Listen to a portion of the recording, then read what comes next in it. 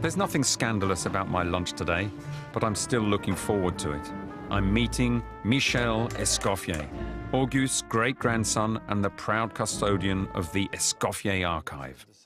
Let me have a look. 1896. Yeah, that's the Savoy. It shows the man at the very top of his game. This one is actually in honor of the Prince of Wales, who became Edward VII, and his wife Alexandra.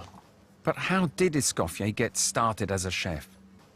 Auguste was born in a small village called Villeneuve-Loubet, very close to Nice. So at the age of 13, he goes and starts working at his uncle's restaurant with no privileges, like everybody else.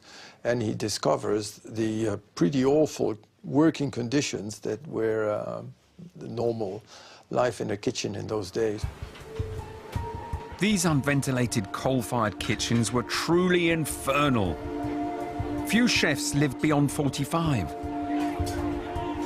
Staff fought off the heat by drinking. But this produced another hazard. Alcoholism was rampant.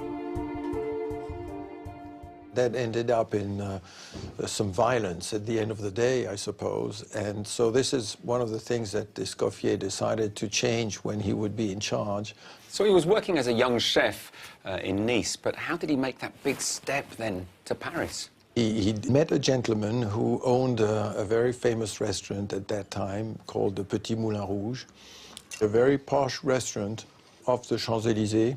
And Auguste thought, well, if I want to make it in this profession, it's my opportunity, and he took it. So when he took over the kitchens of Le Petit Moulin Rouge, he changed the working conditions of the chefs? Absolutely. He first of all banned alcohol drinking and smoking in the kitchen, but also banned swearing. And he himself, when he was very annoyed at someone, would actually walk out of the kitchen and come back and explain what made him angry without having to shout. If only he could come back and do the rounds of the kitchens now, yes, and see what goes on when it comes to swearing.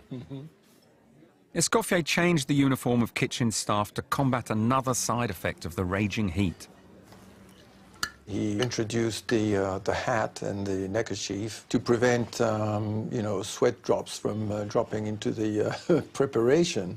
And he insisted his staff dress smartly when they were off duty too. He wanted everyone to come out and look like somebody. That is exact expression.